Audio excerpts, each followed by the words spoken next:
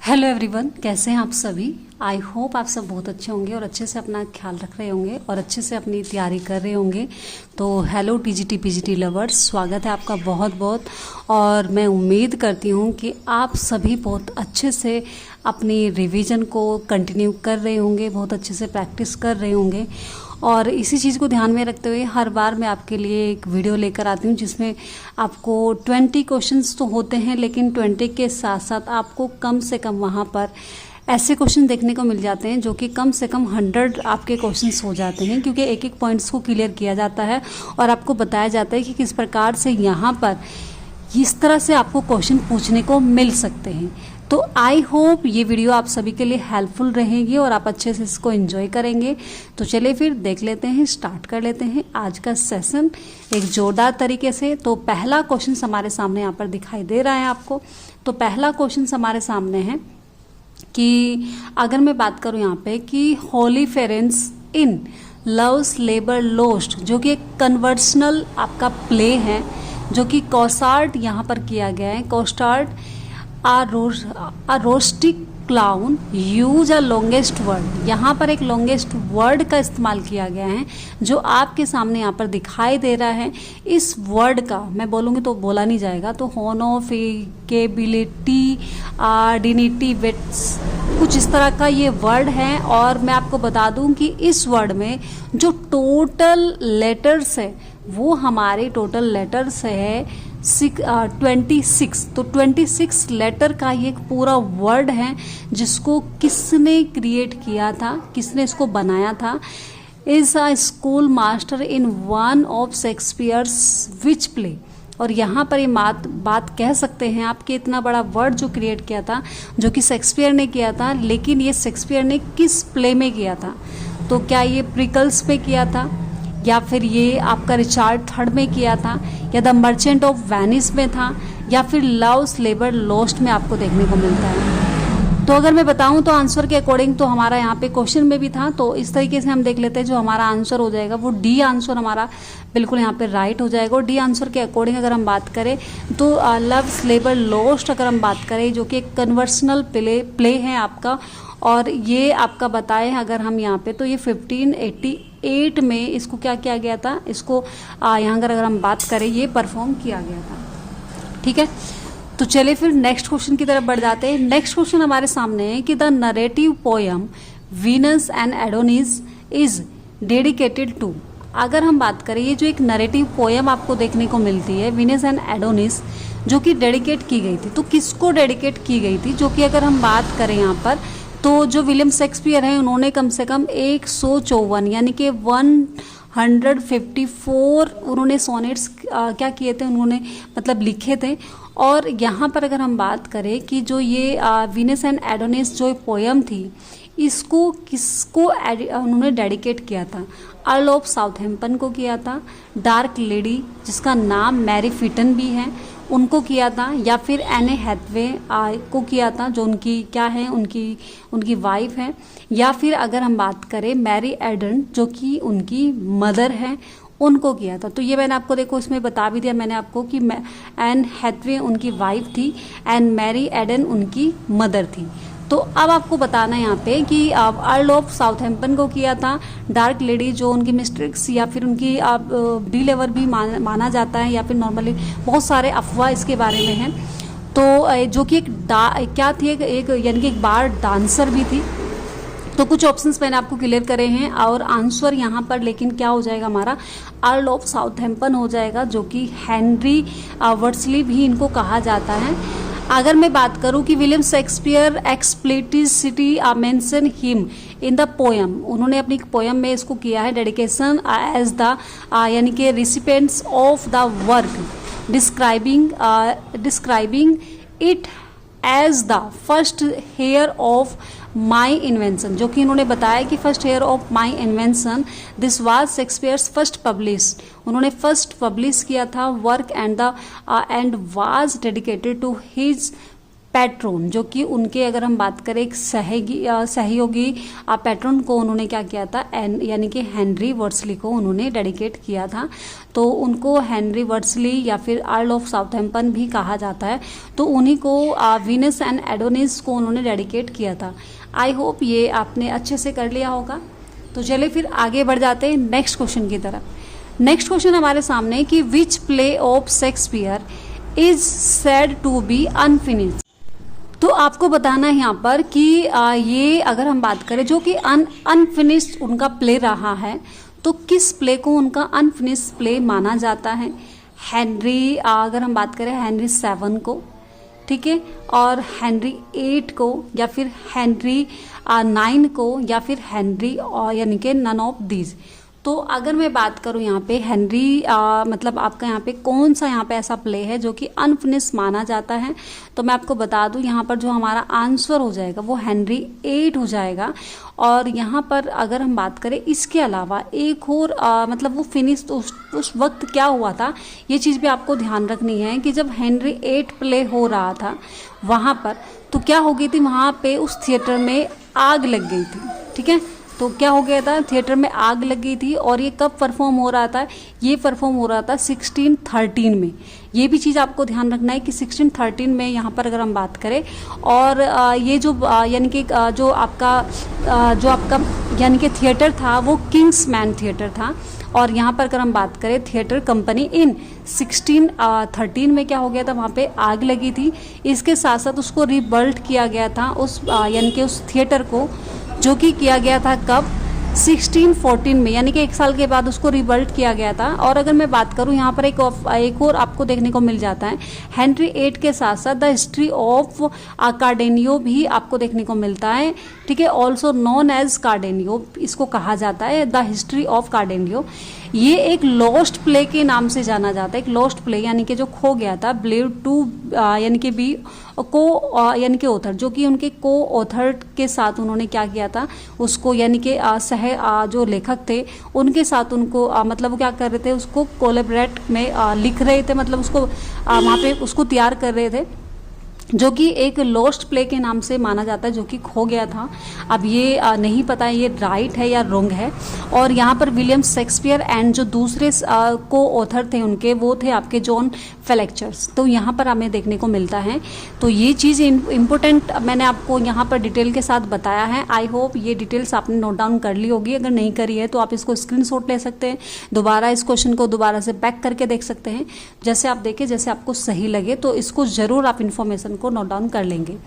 Next question हमारे पास यहाँ in a word he is the universal poet, यानी कि अगर हम बात करें यहाँ पे यूनिवर्सल पोएट की, तो दिस इज द ओपिनियन, ये ओपिनियन किसका था, यानी कि ऑफ द W.H. लॉन्ग। ये W.H. लॉन्ग का तो था, लेकिन ये किसके बारे में था, यानी कि ये तो आपको पता चल गया कि किसने इसको दिया था, ओपिनियन किसका ये ओपिनियन था, तो ये था W.H. लॉन्ग का। और in a word he is the universal poet, ये बात उन्होंने कही थी। तो किसको कही थी, विलियम वर्ड्सवर्थ को कही थी, जॉन मिल्टन को कही थी, या फिर विलियम शेक्सपियर को कही थी, या फिर जॉन गाल्सवर्दी को कही थी। तो आई होप ये क्वेश्चन आप सभी के लिए बहुत आसान होगा। तो मैं आपको आंसर बता देती हूँ इसका।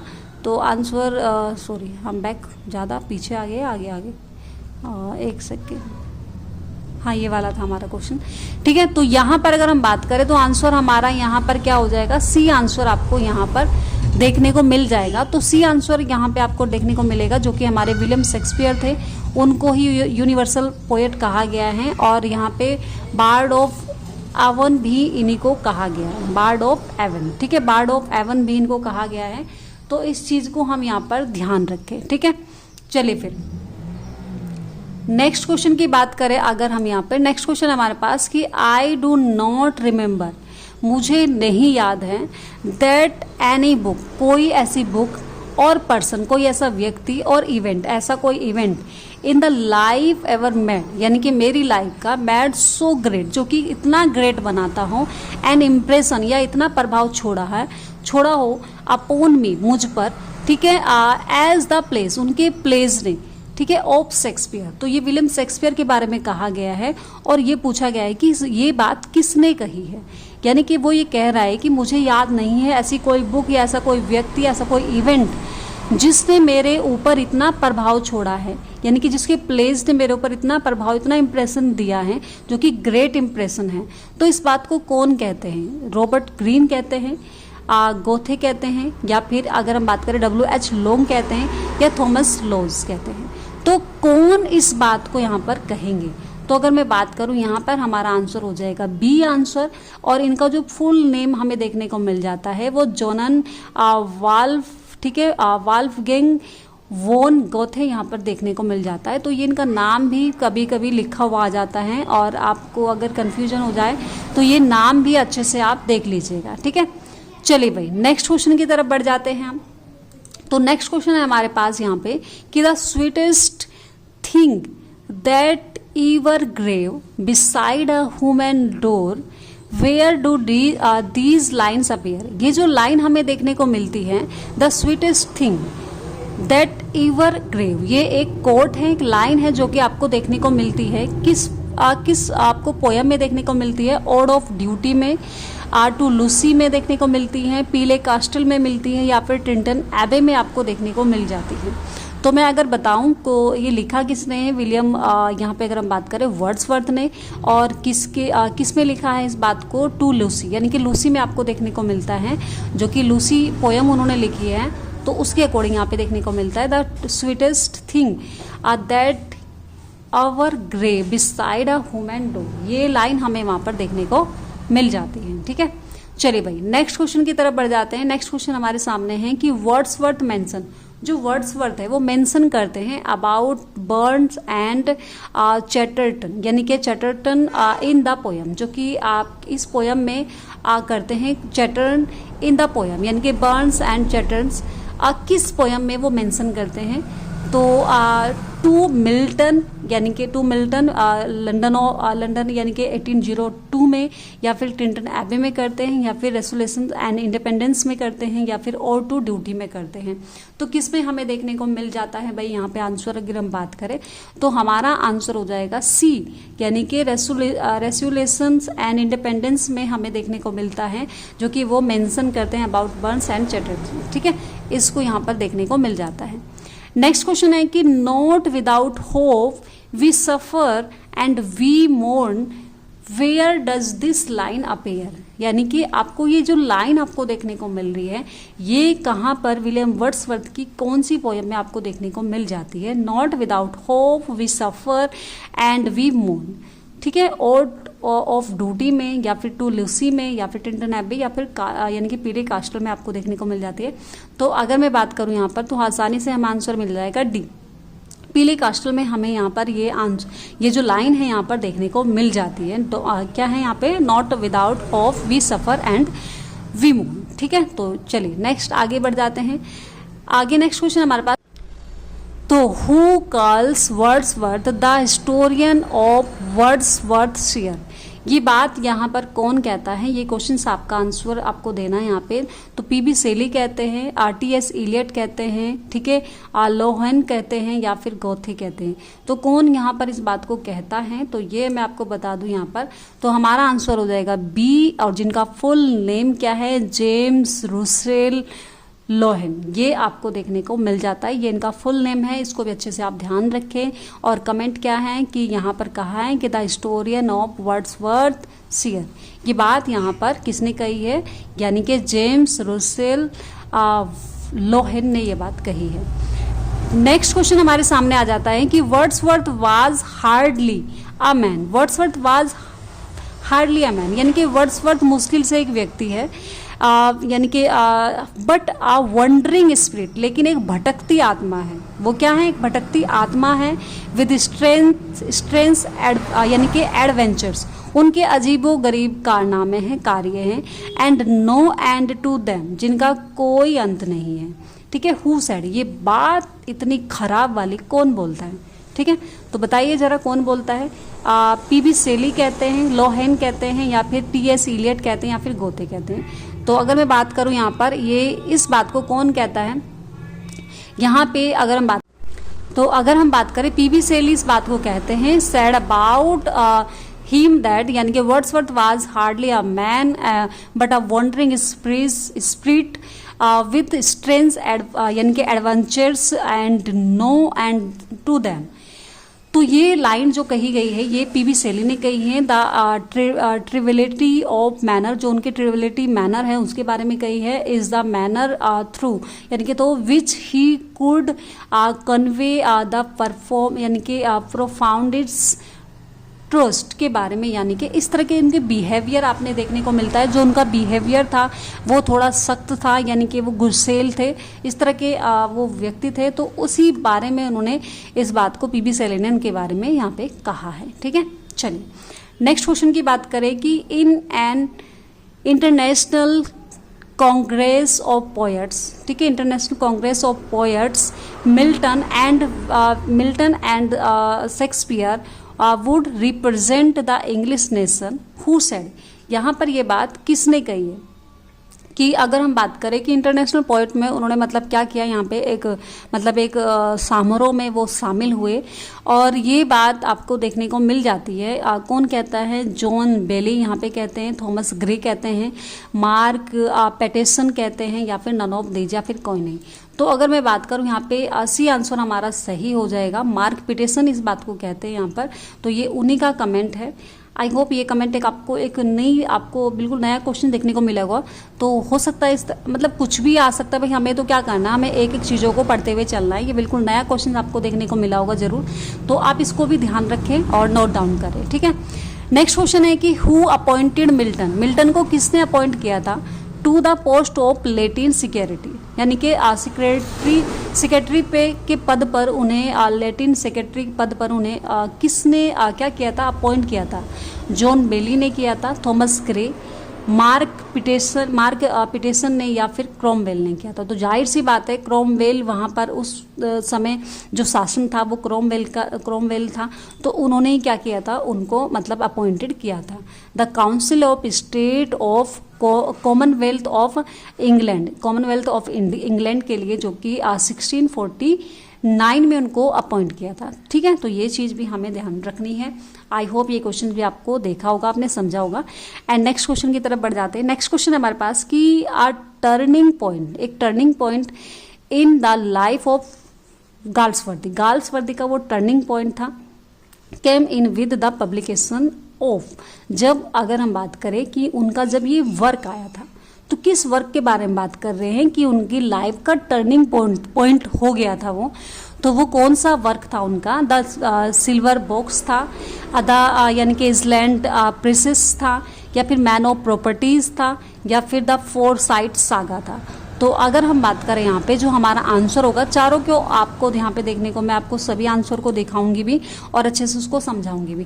पहले अगर हम बात करें जो यानी कि इसका आंसर सी हो जाएगा, द मैन ऑफ प्रॉपर्टी, उनका एक टर्निंग पॉइंट था। ठीक है, और मैं सभी के बारे में बात करूं तो द सिल्वर ऑफ बॉक्स की बात करें जो कि 1906 में आया था, this is the first of play of Shakespeare का जो फर्स्ट प्ले था, यानी कि जो फेमस प्ले था उनका, तो फर्स्ट फेमस प्ले उनका था। तो ये यहाँ पे हमें सिल्वर बॉक्स देखने को मिलता है। एंड द इजलैंड प्रिंसेस की अगर हम बात करें जो कि 1904 में आया था, this is the first work that earn Galsworthy was the novel identity it, यानी कि जब उन्होंने अर्न किया था गाल्सवर्दी ने एक नोवेल के रूप में, यानी कि उनको नोवेल के रूप में जाना गया था कि वो एक नोवेलिस्ट भी हैं, यानी कि एक नोवेल उन्होंने मतलब उनके फर्स्ट टाइम पे अर्न हुआ था, यानी कि उन्होंने जाना गया था। द मैन ऑफ प्रॉपर्टीज की अगर हम बात करें जो कि 1906 में आया था, turning point of the life of यानी कि जॉन गाल्सवर्दी, तो ये एक टर्निंग पॉइंट था उनका कि तभी मतलब वो उस तरीके से फेमस हो चुके थे एक नॉवेलिस्ट के रूप में। इससे पहले उन्हें ड्रामेटिस्ट के रूप में जाना जाता था, वो ड्रामाज लिखा करते थे। तो इसके बाद जब ये आया था जो कि फोरसाइट सागा में उन्होंने इसको लिया था, अगर हम बात करें उनके एक सीरीज थी पूरी फोरसाइट सागा की सीरीज, तो उसमें जब ये स्पेशली जब यहाँ पे द मैन ऑफ प्रॉपर्टीज आया था, तो तभी मतलब उस समय पर एक टर्निंग पॉइंट उनके लिए था जब उन्हें नॉवेलिस्ट के रूप में जाना गया था। ठीक है, और अगर हम बात करें the foresight saga, this is यानी कि सॉलिडिफाइड, यहाँ पे एक सॉलिडिफाइड हिज रेपुटेशन, उनकी एक रेपुटेशन एज अ नॉवेलिस्ट के रूप में उनकी रेपुटेशन वहाँ पे देखने को मिली थी। And is now the work he is यानी कि चीपली रिमेम्बर्ड फोर, जिनको जाना जाता है फोर्साइट सागा के लिए, तो उनको फेमस, मतलब उनको एक फेमस रूप में हम जानते हैं नॉवेलिस्ट के रूप में। लेकिन टर्निंग पॉइंट जो था, इस तरह के क्वेश्चंस घुमाने वाले आपको देखने को मिल सकते हैं, जो टर्निंग पॉइंट था वो मैन ऑफ यानी कि द मैन ऑफ प्रॉपर्टी था, जो कि एक फोर्साइट सागा की एक सीरीज थी पूरी की पूरी, ठीक है। तो उसमें हमें यहाँ पे देखने को मिलते हैं। चलिए भाई, आई होप ये क्वेश्चंस आपने अच्छे से समझा होगा। अब नेक्स्ट क्वेश्चन की तरफ बढ़ जाते हैं। नेक्स्ट क्वेश्चन अब तो अगर हम बात करें कि what is the miracle play, miracle play किनको कहा जाता है, तो ये आपको बताना है, यहाँ पे बताना है कि ये कुछ डेफिनेशन दी गई है, इसमें से आपको बताना है कि मिरेकल प्ले किसको कहा जाता है। अगर हम पहला ऑप्शन की बात करें, a play written in the 15th और 16th सेंचुरी, जो कि 15th एंड 16th सेंचुरी में लिखे गए, दैट प्रेजेंट एन एलेगरी, और जिनको प्रेजेंट में एलेगरी भी कहा जाता है, of the Christian struggle for salvation के रूप में देखने को मिलता है। तो ये तो मिरेकल प्ले नहीं होते हैं, इनको कहा जाता है मोरलिटी प्ले, यानी कि मोरलिटी, जो कि एक मोरलिटी के रूप में जाने जाते हैं। तो इस ऑप्शन का जो आप आंसर लिख सकते हैं वो मोरलिटी प्ले के रूप में जाना जाता है। नेक्स्ट अगर हम ऑप्शन बात करें तो ये भी हमारा आंसर नहीं हुआ। अ play from the middle age, जो कि प्ले ऑफ मिडल एज, जो कि एक मिडल एज में आपको देखने को मिलता है, यानी कि फीचरिंग, जो कि फीचरिंग सेंट्स और मिरेकल्स प्रेजेंस बाय द यानी कि वर्जिन मैरी, जो कि वर्जिन मैरी के रूप, मैरी ने अगर हम बात करें इसके द्वारा दिया गया था। तो द प्ले ऑफ मिडिल, जो मिडिल एज में आपको देखने को मिलता है, और फीचरिंग, इसके जो फीचर्स थे वो एक सेंट्स और मिरेकल्स प्रेजेंसेस के रूप में हमें देखने को मिल जाते हैं।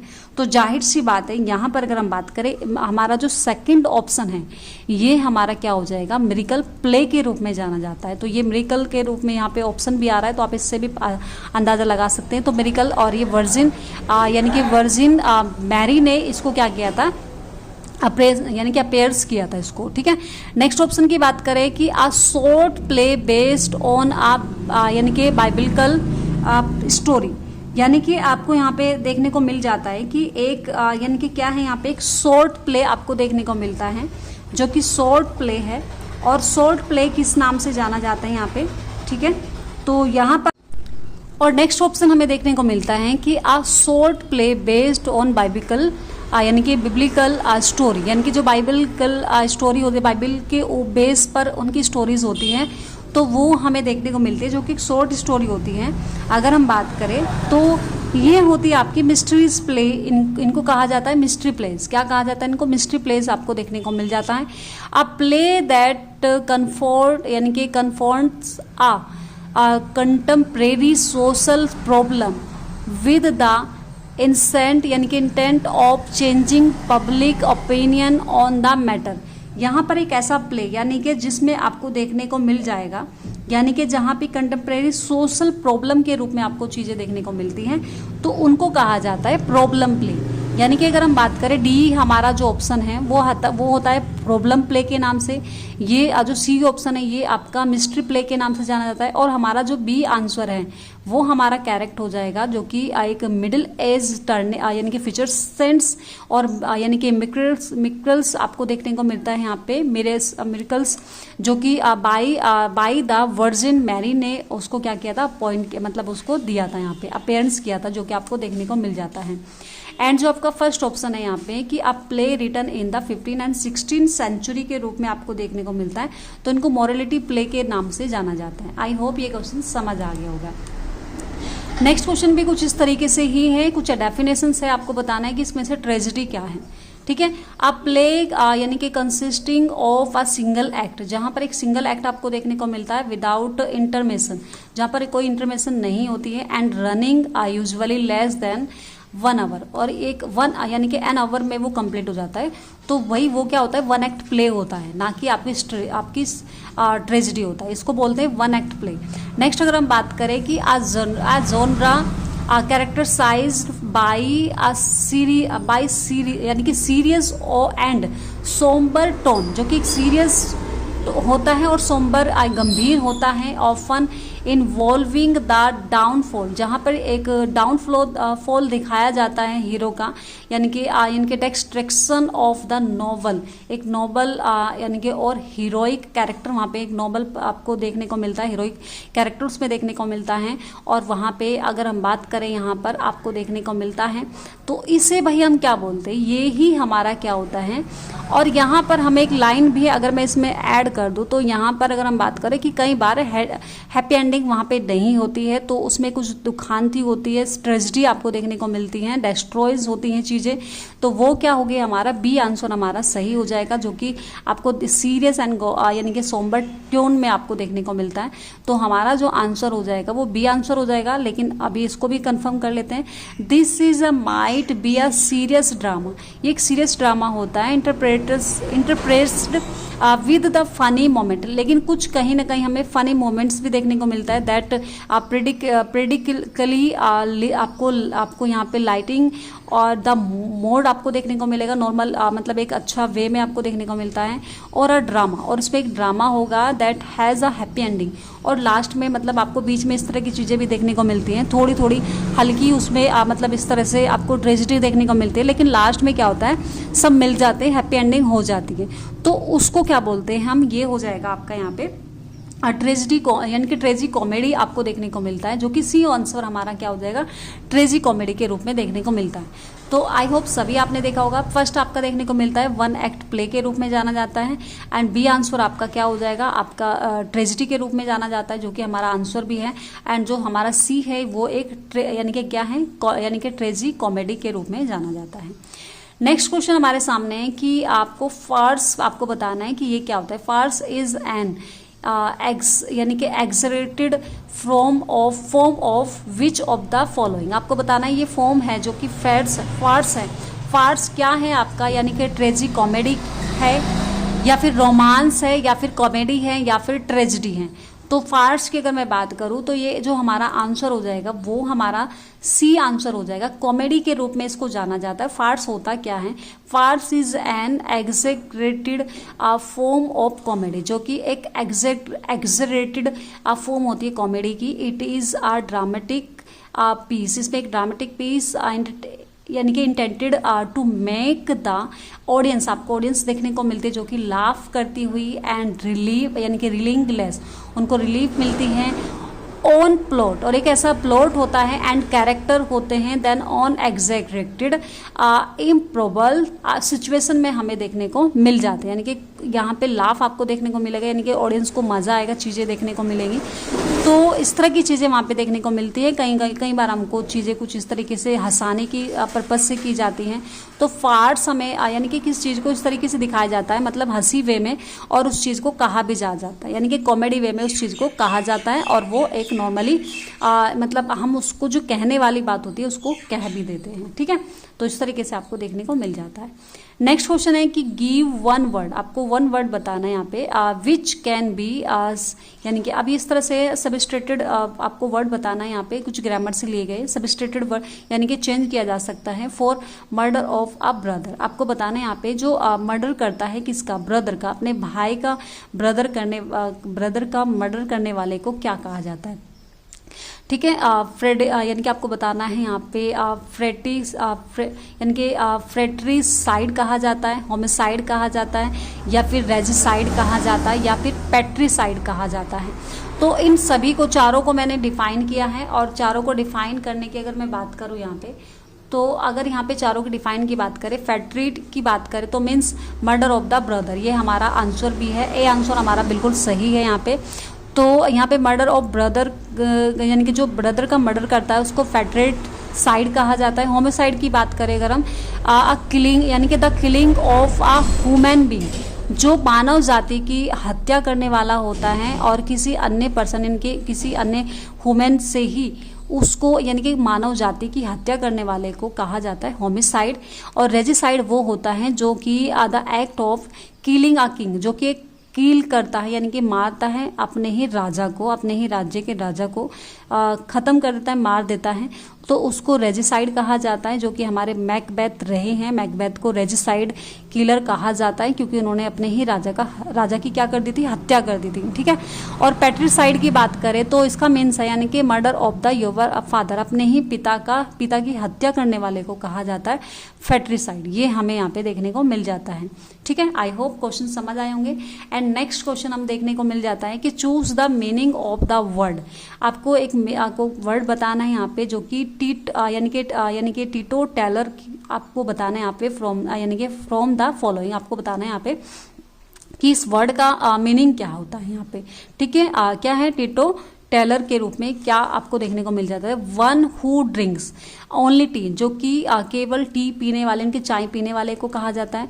वन हु टेक एवरीथिंग, जो सब कुछ पी सकता है, केवल वो व्यक्ति, यानी कि हु वन, यानी कि one who does not take any intoxicating drinks, intoxicating drinks का इस्तेमाल नहीं करता है। या फिर one who is selective in the matter of drinks, जो कि एक सिलेक्ट करता है मैटर्स, यानी कि मैटर्स ऑफ सेलेक्ट्स ड्रिंक्स के लिए जो चूज करके लेता है। तो यहाँ पे हमारा जो आंसर हो जाएगा वो सी आंसर हो जाएगा। सी आंसर हमारा बिल्कुल सही हो जाएगा।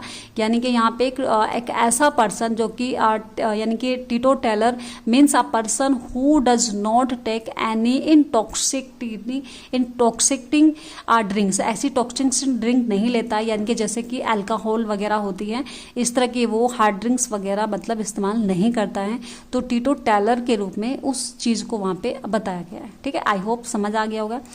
नेक्स्ट क्वेश्चन की बात करें कि आपको बताना है यहाँ पे to cut a sorry figure, यहाँ पे एक आपको यहाँ पे इडम्स दिया गया है, आपको इसका आंसर बताना है कि क्या होगा।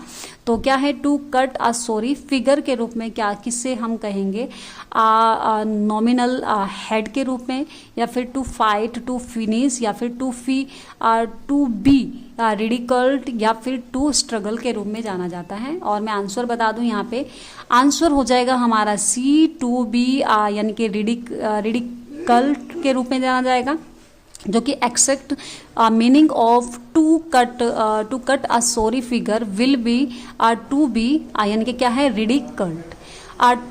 यानी कि to cut a sorry figure means to put a poor, जो कि एक पुअर यानी कि सो एक मतलब एक ऐसा सो यहाँ पे, और टू बी रेडिकल्स, जो कि एक सो किया जाता है, इस तरीके से आपको दिखाया जाता है। मतलब बिल्कुल एक means of put a poor so, यानी कि दिखने में बिल्कुल आपको ऐसा लगेगा कि मतलब बहुत बेचारा है, इस तरह से। तो वो चीज़ हमें यहाँ पे देखने को मिलता है, ठीक है। एंड चलिए नेक्स्ट एंड लास्ट क्वेश्चन हम देख लेते हैं यहाँ पे, जो कि हमारा किससे रिलेटेड है। यहाँ पे कुछ ग्रामर क्वेश्चन भी दिए गए हैं। एक लास्ट क्वेश्चन ये है कि द करेक्ट सेंटेंस, आपको करेक्ट सेंटेंस यहाँ पे बताना है कि कौन सा हो जाएगा करेक्ट सेंटेंस जो कि पॉजिटिव डिग्री में है। पॉजिटिव डिग्री का आपको बताना है यहाँ पे कौन सा हो जाएगा। The razor is sharper than that one, ये तो नहीं होगा शार्पर, यानी कि ये क्या हो जाएगा, ये कंपैरेटिव डिग्री के लिए हो जाएगा। This razor is not as sharp as that one, ये हो सकता है। नेक्स्ट क्वेश्चन फिर भी देख लेते हैं हम। This razor is the sharpest of all, ये हो जाएगा आपका सुपरलेटिव डिग्री के, शार्पेस्ट आ गया तो ये सुपरलेटिव डिग्री हो गया, तो पॉजिटिव डिग्री नहीं हुआ। This razor is sharper than this one, ये भी आपका अगेन हमें देखने को मिलता है जो कि कंपैरेटिव डिग्री का है। तो हमारा यहाँ पर बी आंसर ही हमारा करेक्ट हो जाएगा। और अगर हम बात करें the positive degree is the base, इसका बेस क्या होता है, अनकम्पेयर, जो कि किसी से साथ कंपेयर नहीं होता है, फ्रॉम ऑफ एन एडजेक्ट, जो कि एडजेक्टिव्स में देखने को मिलता है आपको एक, और एक एडवर्ब होगा, या फिर as opposed to either the comparative आपको और सुपरलेटिव डिग्री का इस्तेमाल वहाँ पे नहीं होता है, उसको हम लिए बगैर इस्तेमाल करते हैं। Also called base form of absolute degree, जो कि एक सिंपल एब्सोल्यूट डिग्री के रूप में आपको देखने को मिलता है, तो पॉजिटिव डिग्री हो जाती है। आई होप ये सारे क्वेश्चंस आपने बहुत अच्छे से किए होंगे, इन्जॉय किए होंगे, और आप उम्मीद करती हूँ मैं आप इन क्वेश्चंस को प्यार देंगे। अपने कमेंट में मुझे ज़रूर बताएंगे कि आपको वीडियो कैसी लगी है, मैं जो मेहनत कर रही रही हूँ कि आपके लिए हेल्पफुल हो भी रहा है या नहीं हो रहा है। तो प्लीज़ आप लाइक एंड कमेंट्स में आप मुझे बता सकते हैं, तभी मुझे पता चलेगा भाई कि आपको मेरा ये मेहनत पसंद आ रही है या नहीं आ रही है, ताकि मैं बहुत अच्छे से और मेहनत कर पाऊँ आप सभी के लिए और अच्छे से मेहनत करके एक बहुत बढ़िया सीरीज़ नेक्स्ट आगे भी लाती रहूँ इसी तरीके से, एंड मैं कंटिन्यू करती रहूँगी। एंड आप लोग प्लीज़ अपना साथ बनाए रखें, जुड़े रहें। Thanks for watching.